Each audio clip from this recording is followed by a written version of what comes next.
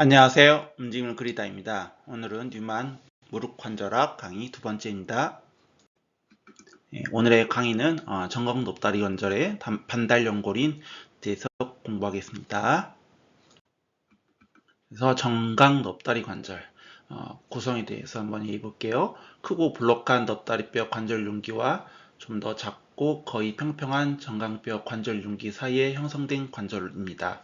그래서 달리기, 쪼그리 앉기, 그리고 오리기와 같은 활동을 위해서 높다리뼈 관절 융기의 큰 관절면은 시상면에서 광범위한 무릎 운동을 허용할 수 있는 구조이고, 무릎 관절의 안정성과 연부 조직은 관절의 안정성은 결코 견고한 뼈의 적합성에 의해 재운 것이 아니라 무릎은 근육, 인대, 관절주머니, 반달연골, 그리고 체중에 의해서 제공된 힘과 물질적 억제에 의해서 제공됩니다. 관절의 안정성은, 무릎의 관절의 안정성은.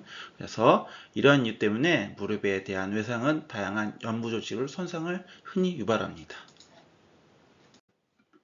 그래서 이제 반달연골의 해부학적 고려사항. 그래서 반달연골의 구조는 안쪽 반달연골과 가쪽 반달연골은 무릎 관절 내에 위치한 초승달 모양의 섬유성 연골성 구조입니다. 그래서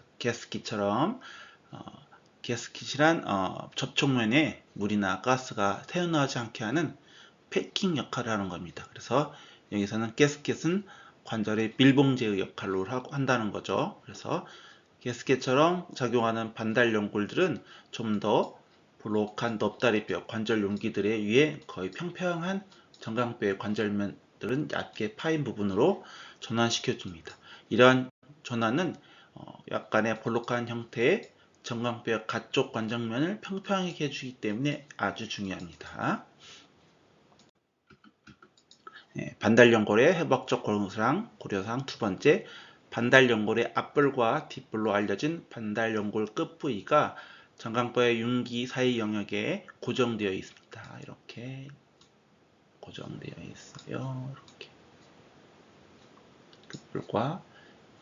그래서 관상인대 또는 반달정강인대는 각 연골의 바깥쪽 가장자리의 관살인대 또는 반달정강인대에 의해 정강뼈 및 인접 관절 주머니에 부착됩니다.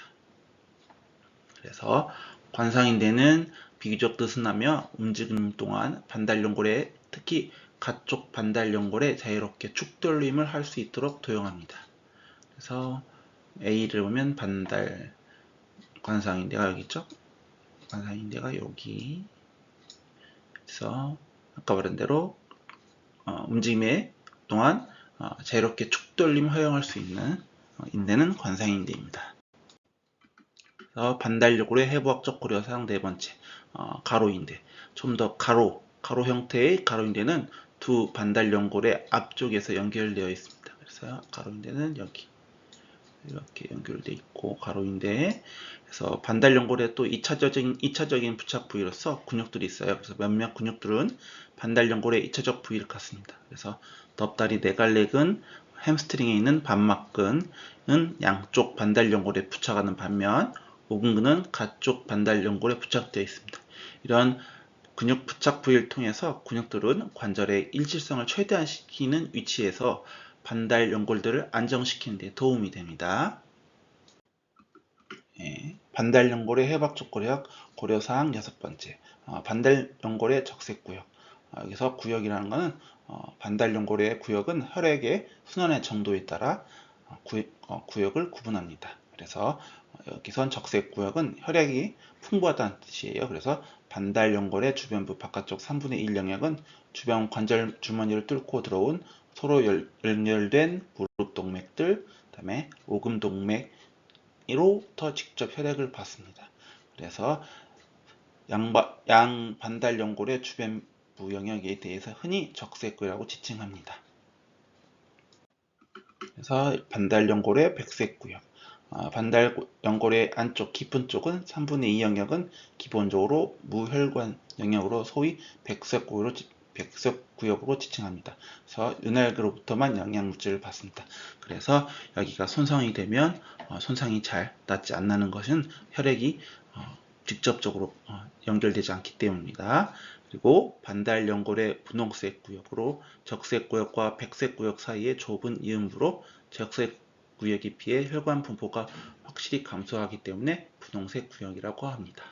그래서 반달 연골에 손상된 후 치유되는 가능성은 손상의 심각성에 대해 물론 혈관 분포와 직접적 관련이 있습니다. 그래서 아까 말한 대로 손상이 만약에 반달연골의 백색 구역에 손상이 있다 한다면 치유되는데 오랜 시간이 걸립니다. 혈액의 분포에 따라 혈액에 직접적으로 연결되지 않기 때문에.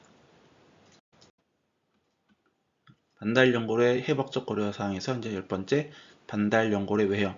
두 개의 반달연골은 서로 다른 외형을 갖고 있으며 정강뼈에 부착되는 방법 또한 다릅니다. 그래서 안쪽 반달연골은 달걀 모양으로 안쪽 겨디대 및 인접 관절 주머니 깊이면에 부착하는 안쪽 모서리를 갖고 있는 반면에 가쪽 반달연골은 좀 더 원형을 모양하고 있으며 가쪽 관절주에만 부착하는 바깥 모서리를 갖고 있습니다. 그래서 이제 11번째는 이제 오근근 힘줄은 가쪽 겨딘대와 오근근의 힘줄 볼까요? 오근 힘줄은 여기 돼 있지만 좀 잘려져 있지만 여기 있어요. 그래서 오근 힘줄은 가쪽 겨딘대와 가쪽 반달연골의 바깥 모서리 사이에 지나가고 있습니다. 그래서 이제 두 번째, 이제 반달연골의 기능적 고려사항에 대해서 할게요. 반달연골의 기능은, 반달연골의 1차적 기능은 정강도 앞다리 관절로 가로지는 압박 스트레스를 감소시키는 것이다. 그래서 운동 동안 관절의 안정화, 관절의 연골에 대한 윤활작용, 고육감각 제공, 무릎 관절 운동력 안내에 대한 도움이 있습니다. 반달연골은 관절 접촉 면적이 거의 3배가 되기 때문에 관절 연골에 대한 압박, 즉 단위 면적당 힘을 확실히 감소시킵니다. 그래서 관절 연골을 보호하는 거죠. 그래서 최대 압력을 약화시키는 방법은 무릎의 건강과 보호에 필수적이며 물ting 동안 무릎에 받게 되는 비교적 크고 반복적 힘들에 고려한다면 특히 중요합니다. 그래서 예를 들어 무릎 관절의 압박력은 걷는 동안 체중이 약 2.5에서 3배까지 이르게 되고 계단을 오르는 동안은 체중이 4배까지 이상 거두게 됩니다. 그래서 되게 반달연골은 압박력을 분산시키는 역할을 한다는 거죠. 그래서 중간 정도의 파워에 고정된 자전거를 탈 때와 같은 비체중지기 활동은 무릎 관절의 체중의 거의 1.2만 되는 힘을 만들어냅니다. 반달연골의 기능적 고려사항. 반달연골의 손상에 대한 영향.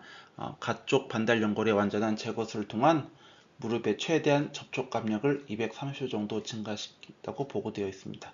스트레스와 연관된 관절에 발생할 위험 요소를 증가시킵니다. 그래서 찢어짐이나 부분적인 반달연골 제거술조차도 국소적인 스트레스를 확실히 증가시키기 때문에 관절 연골에 대한 과도한 마모와 분해를 유발시킬 수 있습니다. 반달연골의 걷기와 및 손상. 걷기, 디딤기 동안에 일어난 운동 형상학과 운동 역학에 연구한 결과에서 반달연골의 뒷불 근처가 가장 지속적인 스트레스를 받는다고 배우고 있습니다. 그래서 반달연골의 뒷불 영역의 모든 영역을 걷기에 따른 고유 스트레스 일부를 분산시키기 위한 방법으로 주변부를 변형이 일어납니다. 그래서 스트레스 분산 기전에 의해서 무릎 관절의 압박력 일부는 각 반달연골 내에서 일어나는 원주형의 장력 또는 고리형의 스트레스를 흡수하게 됩니다.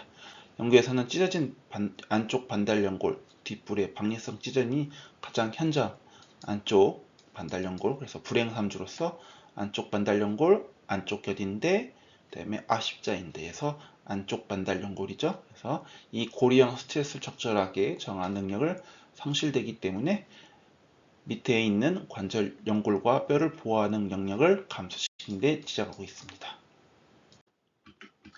반달연골의 흔한 손상 기전, 그래서 무릎 손상이 자주 발생하는 건데요.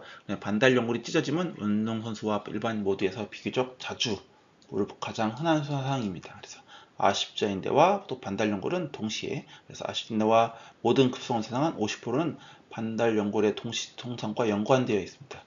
반달연골 손상과 역학적 움직임. 그래서 일반적인 반달연골의 찢어짐은 부정인 굽힌 상태에서 쇄중지지라고 있는 무릎에 주어진 강력한 넙다리 뼈 관절 용기의 축돌림이 연관되어 있습니다. 그래서 굽힘 상태에서 체중 지지와 굽힘 상태에서 갑자기 몸을 회전했을 때 흔히 찢어진다는 얘기죠. 그래서 압박된 무릎에 대한 축돌림은 반달 연골에 누른 상태에서 이탈시킬 수 있습니다. 그래서 이탈되거나 접히게 된 반달 연골들은 여기서는 이제 흔히 양동이 손잡이 찢어짐이 발생합니다. 여기처럼 양동이 손잡이 찢어짐이 파열이 형태를 보이고 있습니다. 그래서 역적으로 무릎의 움직임을 차단할 수 있게 됩니다.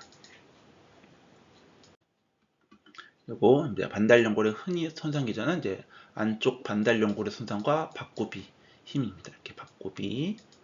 그래서 가쪽 연골보다 안쪽 반달 연골은 손상의 빈도가 2배나 더 높습니다.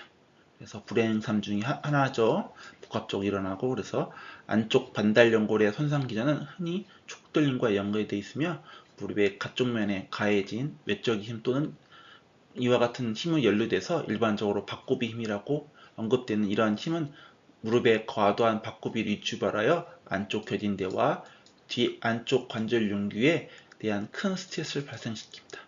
이렇게 꺾이면서 발이 바깥쪽으로 가는 무릎 발구스 포스가 발생시키는 거죠. 그래서 손상을 최대한 많이 유발시킬 수 있죠. 그래서 안쪽 반달 연골과 근육들의 결합 조직들 사이에서 해부학적 연결 때문에 무릎에 가해진 상당한 박구비 힘은 안쪽 반달 연골의 간접적인 당겨 손상시킬 수 있습니다. 아까 2차적인 부위라고 말했죠. 그래서 반달 연골의 2차적 부위가 뭐였습니까? 아까 넙다리 내갈릭은 햄스트링에 있는 반막근, 안쪽 반달 연골에 부착되어 있는 반면 우근근은 가쪽 반달 연골에 부착되어 있었죠. 그래서 여기서 넙다리 근과 반막근이 많이 연결되어 있고, 그래서 2차적인 연결 때문에 이렇게 연골이 안쪽 반달 연골이 간접적 당겨지면서 손상되는 거죠.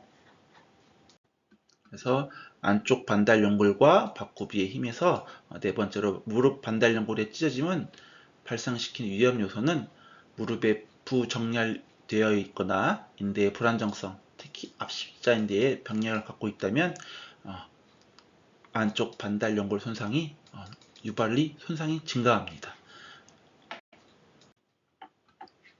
오늘의 강의는 여기까지고요. 다음 강의는 정강 높다리 관절에서 이제 뼈 운동 형성하기 대해서 공부하겠습니다. 시청해 주셔서 감사합니다. 안녕.